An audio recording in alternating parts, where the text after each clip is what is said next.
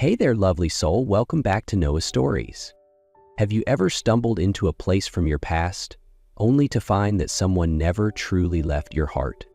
Today's story begins on a misty autumn morning in Willow Creek, where an unexpected door opens and with it, a chance to rewrite the past. Willow Creek was still blanketed in morning mist, the maple-lined streets glowing softly under the faint autumn light. The air held a chill, sharp but not unfriendly, tinged with the scent of leaves and something that felt like memory. Claire Bennett tightened her frayed coat around her shoulders as she stepped into the driveway, keys clutched in one gloved hand. Her old sedan sat waiting, loyal but stubborn. She slid into the driver's seat, gave the steering wheel a hopeful pat. "Don't quit on me today, sweetheart." The engine coughed, hesitated, then started with a groan. She exhaled in relief. Small victories. At 35, Claire had imagined a different life, one with fewer breakdowns, financial or mechanical. But this was her reality. Early mornings, unpaid bills, and the same pair of shoes she'd worn for 3 years. She stopped briefly at the bakery on the corner. The window was fogged up, the warmth of rising dough spilling out onto the sidewalk. "Morning, Claire," called Mrs. Finch from behind the counter. "She's still running?" "Barely," Claire grinned. "Save me a cinnamon twist." Back in the car, she checked her phone. 4 regular homes today and 1 new client at 4 p.m. Her supervisor had only texted, "Big account, be extra professional." By the 4th house, Claire was already aching. She called Grace, her 16-year-old niece, the bright center of her life. "Lunch? Homework?" "Yes and yes," Grace replied, amused. "Own last house, big place on Memory Lane, where all the rich people live." "That's the one. I'm cleaning it, not moving in." As Claire turned onto Memory Lane, her chest tightened.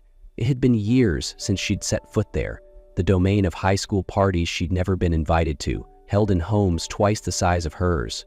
Back then, she'd been working night shifts at the diner, not dreaming by backyard pools. Her car groaned up the final hill. Between crimson trees, a tall iron gate appeared, partially open. Beyond it, a mansion of stone and glass caught the late sun like a mirror. Stark. Impressive.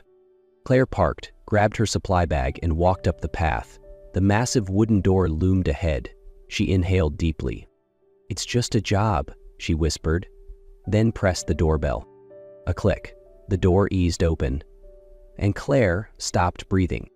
The man in the doorway, tall, broad-shouldered, tousled blonde hair, piercing blue eyes, was Luke Donovan, the boy who made her teenage heart twist and ache, the boy she never really let go of.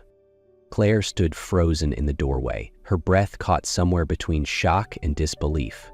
The world around her faded, the wind, the rustling leaves, even the soft creak of the wooden floors behind him.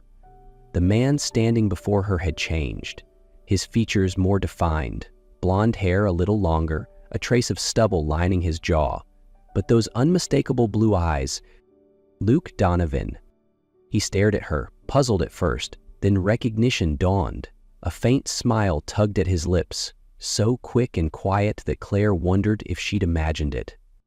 "I'm from Spotless Cleaning Services," she blurted, voice trembling. 4 o'clock appointment." Luke tilted his head, studying her more closely. His brows drew together. "Claire Bennett?" he said slowly, like recalling a name from a dream. "You still wrinkle your brow when you're nervous." Her heart skipped painfully. She stepped back. "I should go. I'll have the agency send someone else." "Wait," Luke said, his voice losing its usual smoothness. "Don't go." Claire didn't turn around. "There's no reason for me to stay." "I'll triple your rate," he said quickly. "I just want the house cleaned, that's all." "Triple." Claire clenched her jaw. Triple meant she could finally fix the transmission. Maybe even start saving for Grace's college fund. Maybe things could feel less tight. She turned back, tone cooler now. "Where do you want me to start?" Luke stepped aside, opening the door wider. "Kitchen and living area first. I've got work upstairs in my office. Just do what you normally do." Claire entered slowly. The interior was beautiful. expensive furniture, sleek finishes, but cold. No photos, no signs of life, just pristine silence. Once Luke disappeared up the stairs, she let out a long breath. How was this happening? Luke Donovan, the boy who used to call her library mouse because she always ate lunch in the stacks, the boy whose teasing once sent her crying to the girls' bathroom. Now he lived in a house that belonged in a glossy magazine. And her, still scrubbing countertops for a living. Claire gripped the cloth in her hand, turned to the marble counter, and began to scrub, harder than necessary. Almost 2 hours passed in near silence. Claire moved from room to room, cleaning methodically, but her thoughts refused to settle. Every space felt pristine, too pristine, like no one truly lived here. When she stepped into what looked like a private study or library, something shifted. The room felt warmer, quieter. Books lined the shelves from floor to ceiling, and soft daylight filtered in through sheer curtains. She knelt down to vacuum beneath a side table and spotted a worn cardboard box tucked underneath. She hesitated, then noticed the faded writing on the lid. Jefferson High, senior year. Their high school. She shouldn't. But curiosity reached faster than reason. Claire lifted the lid gently. Inside were yearbooks, their covers frayed, pages yellowing. She opened the senior year one and began flipping through, scanning faces she hadn't seen in decades. Until she froze. Her photo, small, unassuming, her hair neatly trimmed, her eyes cast down. Someone had circled her face in pen. Beside it, a note. Smarter than me. Her brows drew together. She flipped through the earlier years and found more notes beside her pictures. Best writer in class. No one notices, but she always gets it right. A soft sound behind her made Claire jump. She closed the yearbook quickly. Luke stood in the doorway, leaning casually, holding 2 mugs of tea. Earl Grey, he said, voice calm. You used to bring a thermos to English class every day. Claire took the cup automatically, surprised. You? Remember that? I remember more than you think, Luke replied gently, especially the things I never had the nerve to say. She sat down hesitantly. There was something in his tone, not the confident charm she remembered from high school, but something quieter, almost apologetic.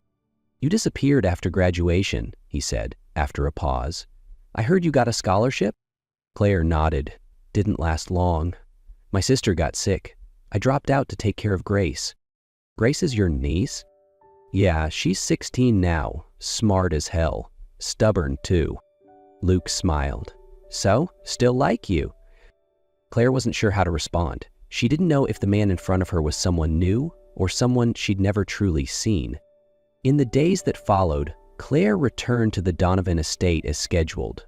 Luke was always there, sometimes just offering a polite hello, sometimes working quietly in the same room. The tension between them had softened. There were long silences, yes, but the kind that felt natural, like 2 people learning to share space without armor. One afternoon, after dusting the shelves in the living room, Claire spotted a small paper bag resting neatly on the coffee table. A note was attached, in Luke's handwriting. For Grace, hope she likes these. Inside were 3 advanced coding books and a brand new flash drive. Claire stared at it, unsure whether to feel touched or cautious. That evening, she set the bag on the kitchen table. He left this for you, she said flatly. Luke, the man whose house I clean. Grace pulled out the books, eyes wide as she read the titles. Advanced Python, Data Structures, Cybersecurity Fundamentals. These are expensive, why would he give me this? Claire shrugged. He said it was an apology. For the past. Grace looked at her, eyes narrowing with curiosity. He likes you, doesn't he? It's not like that, Claire replied quickly, but her voice lacked the firmness to convince either of them. A few days later, Claire was wiping down the kitchen counters when Luke appeared from the basement, his t-shirt damp with water. Leaky pipe, he muttered, holding a wrench like it had betrayed him. Claire sighed. Let me take a look. They knelt beneath the sink together. She showed him how to tighten the fitting, where to wrap sealant tape. It took 10 minutes at most. Life skills, she said casually, for people who can't afford a plumber.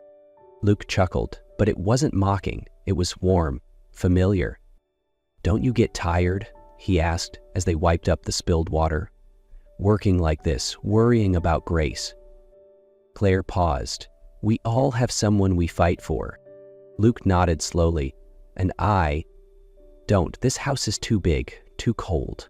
For the first time, Claire saw the loneliness he didn't hide, and she realized maybe they weren't so different after all. On a quiet Thursday afternoon, as Claire dusted the staircase railings, Luke appeared at the base of the stairs, holding a cream-colored invitation. "There's an event tomorrow night," he said, voice slightly unsure. "A tech demo, then a dinner with some investors." Claire looked up, brow furrowing. "And? You want me to come?" "It's not a date," Luke added quickly. "I just hate these things, and having someone real there, it helps." Claire hesitated. Every instinct told her to decline. But then Luke said softly, "Grace could come too. There's a demo beforehand. I think she'd love it." So Claire agreed, with one condition. They wouldn't stay too long, and this didn't mean anything. When Luke picked them up the next evening, Claire wore a simple navy wrap dress, her hair pinned back, lips tinted just enough to feel presentable. Grace, beside her, radiated excitement, and Luke, in a sharp gray suit, looked at them like he was seeing something he hadn't expected to find. The hotel was grand, buzzing with guests in evening gowns and sleek tuxedos. Claire felt out of place the moment they stepped inside. The room was filled with champagne and conversation she didn't understand. Luke introduced them kindly. "This is Claire and her niece Grace, my guest tonight." Grace was whisked away to the tech exhibit, while Claire remained at Luke's side. When he stepped onto the stage, Claire watched in surprise. He spoke with confidence, passion, clarity, about cybersecurity for the everyday person, about making digital safety accessible. This wasn't just business, he cared. Dinner followed. Claire found herself seated between Luke and one of his colleagues. It felt manageable, until she arrived. A woman with platinum blonde hair and a dress that whispered luxury. She approached their table with a smooth smile and a hand on Luke's shoulder. "Luke, darling," she purred. "I thought that was you." Luke stood, polite but stiff. "Melissa, I didn't know you were in town." "Just for the conference," she said, eyes shifting to Claire. "You're not going to introduce me to your new girlfriend?" "Melissa, this is Claire and Grace. They're my guests." "Guests," Melissa echoed, her smile turning sharp. "How proper." Then she sauntered off, leaving silence behind. Claire gripped her napkin. "Who was that?" "An old colleague, and more at one point," Luke admitted. The ride home was quiet. Grace dozed off in the back seat. As they pulled up to Claire's house, she murmured, "Thank you for tonight." "Claire," Luke began, "don't let Melissa ruin what this is." "It wasn't just her," Claire said softly. "That entire evening, it felt like a world I don't belong in." Luke didn't reply. Claire stepped out. "I'll call the agency. They'll send someone else." This time, she didn't look back. Saturday afternoon, the kitchen glowed with late sunlight, falling across the wooden table where Claire was slowly peeling an apple, far slower than usual. The apple sat half done, her mind far away, replaying the way Luke had looked at her under the ballroom lights. His eyes, blue, steady, as if nothing else in the world mattered. Grace sat across from her, pretending to read, stealing glances now and then. Finally, she asked, "You're thinking about him, aren't you?" Claire didn't deny it. "A little." "You like him?" It wasn't a question. Claire hesitated. "Maybe I did. Maybe I still do." "Then why are you avoiding him?" Grace's voice sharpened. "Because he's too good?" "It's not what you think," Claire replied, knife pausing mid-air. "There are people who don't belong together, Grace, no matter how kind they are. He's from a world I don't fit into. I can't drag you into that and risk you getting hurt." Grace's hands clenched. "You talk like I'm a burden." "No," Claire said quickly. "You're the only reason I keep fighting." Grace's eyes flashed with something fierce. "Then why give up on the first person who's believed in me, who saw more than just some poor kid from the wrong side of town?" who gave me tools, books, a laptop, who saw I could be something. Claire opened her mouth, but said nothing. Her throat felt tight. And you, Grace continued, voice rising, you're the one who made him better. Don't you see that? Claire stood still. You keep saying it's about protecting me, Grace said, stepping back. But maybe you're just scared. Then she stormed upstairs, leaving Claire in stunned silence. Less than 10 minutes later, Grace came running back down, breathless. He's here, she said. Luke, he's on the porch. He's holding something, a folder and what looks like a USB. Claire froze. He came here? Grace nodded. Don't walk away again. Claire took a steady breath, wiped her hands on her apron, and stepped outside. Luke stood under the golden sky, his sweater plain, his face filled with quiet worry. In one hand, a folder, in the other, a flash drive. Claire, he said softly, I was worried when you didn't call back. I thought I'd ruined it. You didn't, she whispered. I was scared, of everything, of how small I feel when I'm next to all of this. Luke offered her the folder. It's your story, from senior year, about the girl who wanted to disappear because being seen always meant pain. I kept it. I never knew why it hit me so hard, until now. Claire took it, hands trembling, her handwriting, her pain, still raw. He held out the flash drive. I saved it here, and added that writing software you always mentioned. The one you said was too expensive. Claire looked up at him, her voice barely a breath. Why me? Because you're real, he said, and I've spent 20 years pretending that was enough. It wasn't, not without you. The October sun dipped lower behind her. Claire stared at him, and for the first time, didn't look away. Thank you, she said, for not giving up. After Luke left that afternoon, Claire sat frozen on the couch, the flash drive lying untouched on the table. Her fingers kept brushing it, pulling away, brushing it again, like it might burn her. It wasn't just a file, it was proof that someone had seen her, really seen her, and that terrified her more than she could admit. But as dusk poured in through the windows, soft and gold, Claire finally reached out and plugged it in. Inside her stirred something she hadn't felt in years.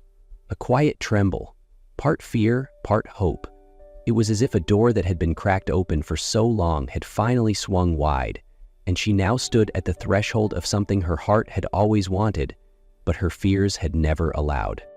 That evening, after Grace had gone to bed, Claire opened her laptop and plugged in the drive. The writing software opened like a window to a past life, and in one folder she found her story, The Girl Who Wanted to Vanish. She clicked it open. Her teenage words glowed on the screen, awkward, unpolished, but true. Reading them felt like finding a long-lost photograph, a version of herself who once believed in her voice. The next morning, Claire sat at the kitchen table, fingers resting on the keyboard. When Grace walked in and saw the laptop open, she didn't ask anything. She only smiled and wrapped her arms around her aunt from behind. He made you believe again, she whispered. Claire nodded. He gave me a reason to try again. Then she looked at Grace, eyes softer. We're having dinner with him tonight. Grace practically squealed. I'm doing your hair, and you're wearing the red dress, no arguments. That evening, Claire stood in front of the mirror. The red dress hugged her in a way that felt bold but not loud. Grace curled the ends of her hair, then beamed with pride. He won't know what hit him. When the doorbell rang, Claire's heart thudded like a girl on her first date. Luke stood there, wearing a simple gray blazer and holding a bouquet of wildflowers. Not roses, just color and honesty. You look breathtaking, he said, voice roughened slightly. These are for you. I remembered you said you liked wildflowers. Because they don't try to be anything they're not. Claire smiled, accepting the bouquet. And because they grow in the harshest places. Dinner wasn't at a fancy restaurant. Luke took them to a small Italian place outside town. Warm lights, checkered tablecloths, and an elderly man who greeted him with, "My favorite boy's back." It didn't feel like a date. It felt like coming home. Over dinner, they talked.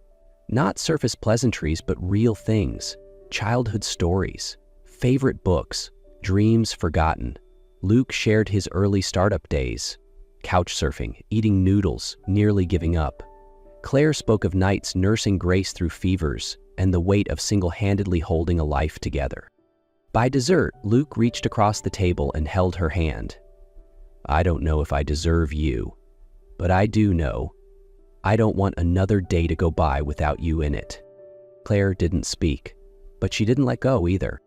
On the way back, Luke turned off the main road, taking a path that led to a quiet overlook. Below, Willow Creek glittered like a field of stars. Grace leaned close to Claire. I'll sit in the car with my headphones. You two need to talk. Claire laughed and kissed her forehead. Thank you, sweetheart. Under the pale moonlight, Willow Creek sparkled quietly below, like a town dreaming in gold. I used to come here to think, he said. When I came back, I thought it was to fix the past, but now I know it was to find what I'd lost. Claire turned to him, her voice barely a whisper. Did you find it? He looked at her, eyes steady. Yes. You. Claire stared out at the town below, its lights like scattered stars on a velvet map. For a long moment she said nothing, not because she didn't have words, but because none of them were big enough. And then, slowly, she turned, her hand finding his, steady, certain. A yes without needing to be spoken. And sometimes that's more than enough.